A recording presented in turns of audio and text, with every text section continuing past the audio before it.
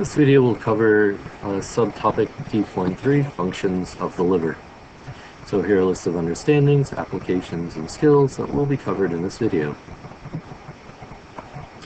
So in terms of the liver will perform many different roles as shown in this diagram here. So it will manufacture and store proteins, vitamins, and fat. It will remove toxins from the blood.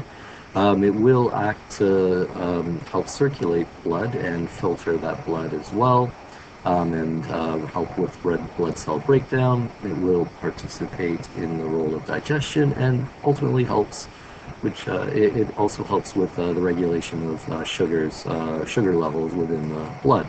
So there are many different roles that the liver will play, which we'll have a look at as we go through in this video.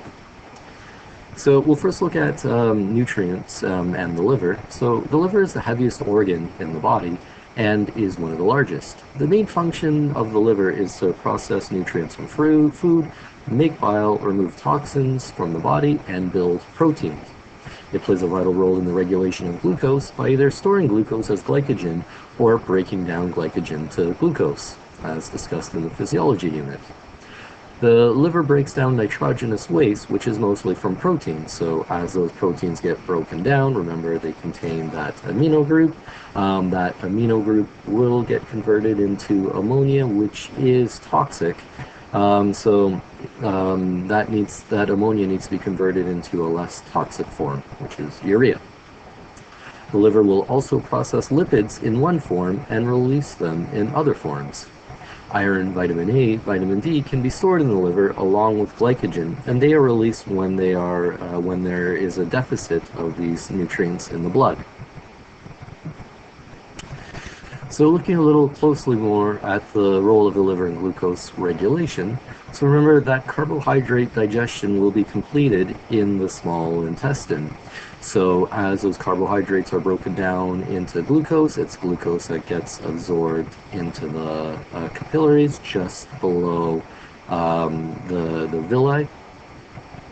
And those capillaries will transport that glucose to the liver through what's called the hepatic portal vein. So all nutrients that get absorbed from the digestive tract, from the small intestine, travel to the liver first, where they get processed before being released into the blood circulating throughout the rest of the body. So that glucose comes to the liver from the hepatic portal vein. And in the liver, glucose can either be used as metabolites for growth and maintenance, or metabolism directly within those liver cells, or if there's excess glucose in the blood, that glucose can be converted into glycogen, and glycogen was the long-term storage for glucose. In times when glucose levels are low in the blood, glycogen can be broken down into glucose, and that glucose can then be used by body tissues or for other purposes within the body.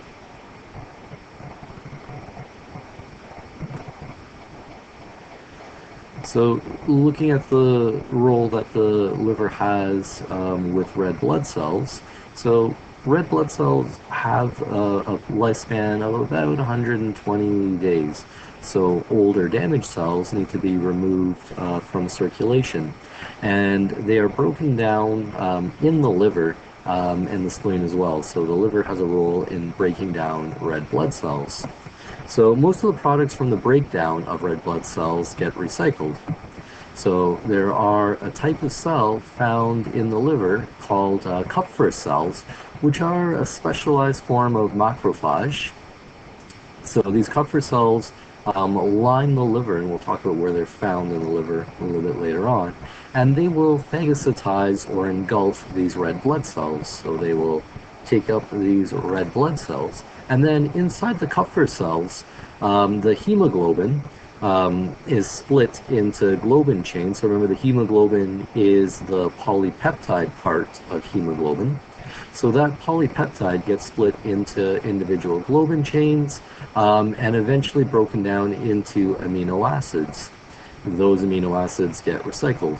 And then the heme group that contains the iron, is removed as well. So the amino acids from the globin chain get recycled, so they get reused again, and the heme group is broken down into iron and a compound called bilirubin, which gets released into the blood and ends up in the bile eventually. So this diagram here just demonstrates that structure of hemoglobin. So the varying shades of purple are the globin chains, the red is the heme group, and then the little arrows just show what happens to each of these components. So in hemoglobin production, just a reminder of the function of hemoglobin. So hemoglobin is the oxygen binding protein in red blood cells. It will what will transport oxygen throughout the body and then transport carbon dioxide back to the lungs. The hemoglobin molecule is an assembly of 4 globular protein subunits. Each subunit is composed of a protein chain tightly associated with that non-protein heme group with iron in the center. The heme part is synthesized in a series of steps in the mitochondrion cytosol of immature red blood cells, while the globin protein parts are synthesized by ribosomes in the cytosol, so basically like protein synthesis. Iron is essential for red blood cell hemoglobin structure, but can be toxic at high concentrations. So iron is transported in the body by the protein transferrin, which transfer iron to the heme molecule, and then excess iron is stored as ferritin, and that excess iron gets stored in bone marrow.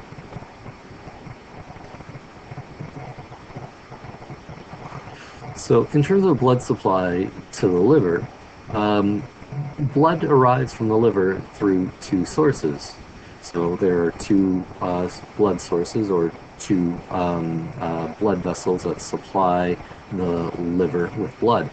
So there is what's called the hepatic artery, and in this diagram here we have our liver structure, we have our small intestine, we have this red tube here, which is our aorta, which is blood coming from the heart. So this is going to be our oxygen-rich blood here.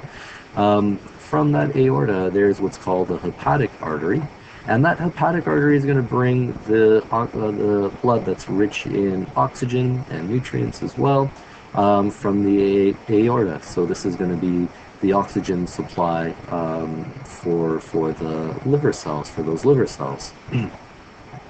The other source of blood to the liver is the hepatic portal vein.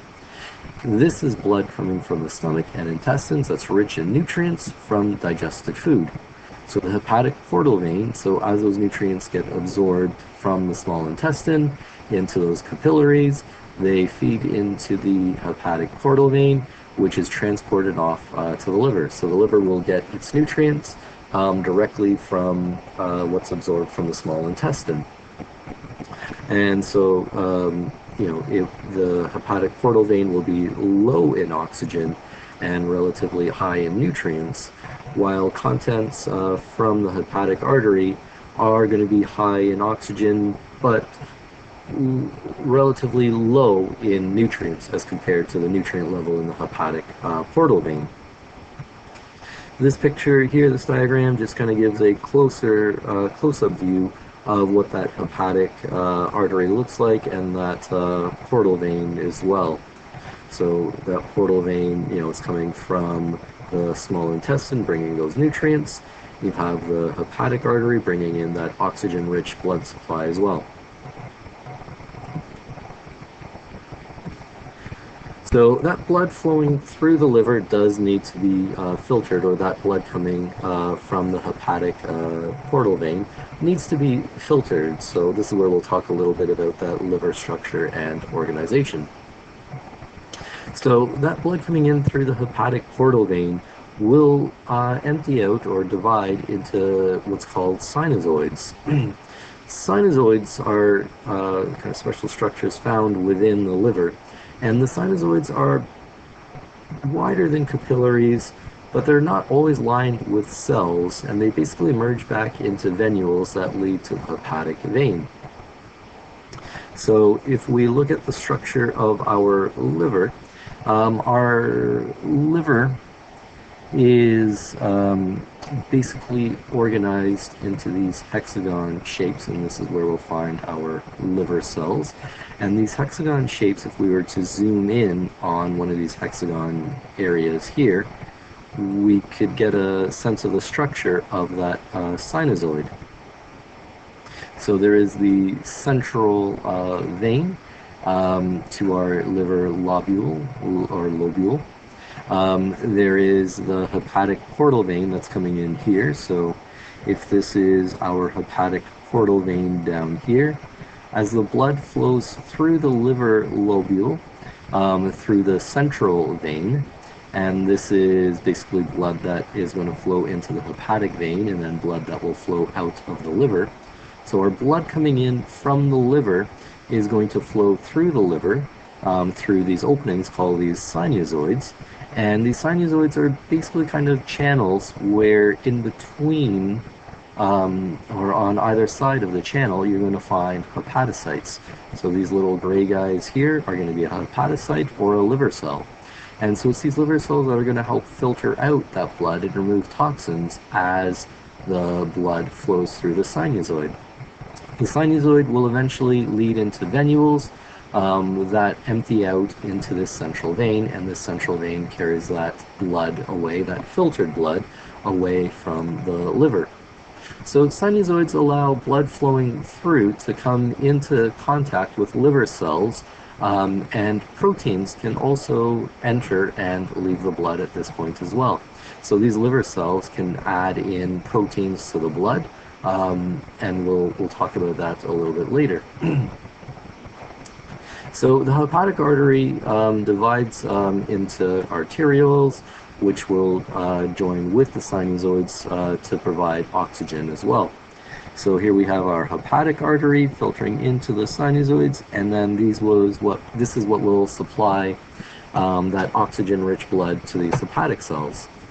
And then blood leaving the liver will leave through the hepatic vein and then into the vena cava, which will then return ultimately back to the heart. So this picture here just kind of gives another indication or another view of how the liver lobule is organized. So you have a bunch of these sinusoids that will create this lobule. A whole bunch of these lobules is what creates the liver. So here we have our hepatic portal vein, we have our hepatic artery, and then we have our sinusoid leading to the central vein. Inside the sinusoid is where, inside the channel of the sinusoid is where we find Kupffer cells, or those macrophages that reside in the liver. So looking at the role of that liver has with cholesterol. So the liver is going to be central to the regulation of cholesterol levels in the body. It can synthesize cholesterol for export to other cells. It will also remove cholesterol from the body by converting it to bile salts and putting it into the bile where it can be eliminated in the feces. The liver will synthesize the various lipoproteins as well, involved in transporting cholesterol and lipids throughout the body. Remember, there are those two main types of lipoproteins, the LDL and the HDL. And cholesterol is an important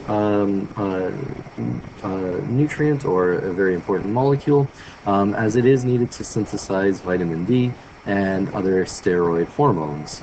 So it's used to derive these other important nutrients.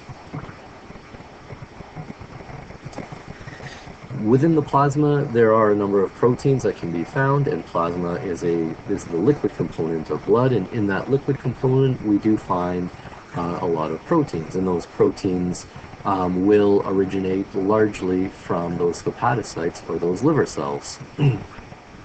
So blood plasma is that pale yellow liquid component of blood that normally holds the blood cells and whole blood in suspension. Blood plasma makes up about 55% of the body's total blood volume. Plasma is mostly water, up to 95% by volume, and will contain dissolved proteins such as serum albumins, globulins, fibrinogen, glucose, clotting factors, and electrolytes. So in the liver cells, the rough endoplasmic reticulum will produce about 90% of the proteins in blood plasma, including albumin and fibrinogen. The role of albumin is that it will bind to things such as bilirubin, allowing it to be excreted. And then fibrinogen obviously has its role in clotting, in blood clotting. So cells of the liver do show large numbers of endoplasmic reticulum and rough endoplasmic reticulum in particular, as well as a lot of Golgi body, providing evidence of high levels of protein synthesis. So liver cells produce a lot of proteins. So fun fact, it is estimated that there are about 13 million ribosomes attached to the endoplasmic reticulum of a typical liver cell. So this diagram just goes through the components of blood plasma. So if you take a sample of blood from a person and you centrifuge it, you basically get two portions, two visible parts to it. So there is the plasma portion, and then there is like the cellular portion. So all the cells within blood, because they are heavier, will settle to the bottom. And those formed elements, those cells, is everything from those erythrocytes, or those red blood cells, to the leukocytes, so those various white blood cells that you would find circulating in the blood, and then plasma platelets as well. In that plasma component, so it is mostly water. The exact percentage doesn't matter, it's just mostly water. A small percent is going to be proteins, and even smaller percent will be other solutes. But those proteins include things like the albumins, the globulins, fibrinogen, and prothrombin, the majority of which originate from those liver cells. So the liver also has a role in detoxification. So the liver absorbs toxic substances and will convert them to less toxic ones. There are a variety of enzymes involved with this through a whole bunch of different chemical reactions. So one example is that ammonia, and remember we talked about the breakdown of nitrogenous, or the conversion of nitrogenous waste by the liver. So that ammonia is going to come from the breakdown of protein, and remember those amino acids contain that amino group, which is NH2, is that amino group. When amino acids get broken down, that NH2 converts into ammonia, which is NH3. Ammonia is a very toxic compound, and so that ammonia gets converted into urea, which is less toxic. So this is one of the ways in which the liver will detoxify breakdown products. And then drugs, poisons, and alcohol are all broken down by the liver. So the liver will produce enzymes that will act on a variety of these compounds. One common ailment of the liver is a condition referred to as jaundice. So jaundice is a condition in which the skin and the whites of the eyes turn yellow. The reason why the skin turns yellow and the eyes turn yellow is caused by a high presence of bilirubin within the body. So possible causes for this buildup of bilirubin include increased rate of red blood cell breakdown at an accelerated rate, higher than normal. Jaundice can also be an indication of liver damage, and this can be liver damage due to cirrhosis caused by excess alcohol consumption, or a disease like malaria, for example. Jaundice can also be caused by a blocked bile duct, preventing bilirubin from being removed from the body. And newborns may suffer from jaundice very briefly after birth, due to an accelerated rate of fetal hemoglobin breakdown. So after being born, fetal hemoglobin has to be broken down. The baby doesn't need it anymore. So it can break down at a very quick rate, causing a buildup of bilirubin. Normally, newborns are just exposed to UV light treatment to help break down that bilirubin and help rid that jaundice, or help reduce the jaundice and eventually cure it. So that is the end of this video for D.3 functions of the liver.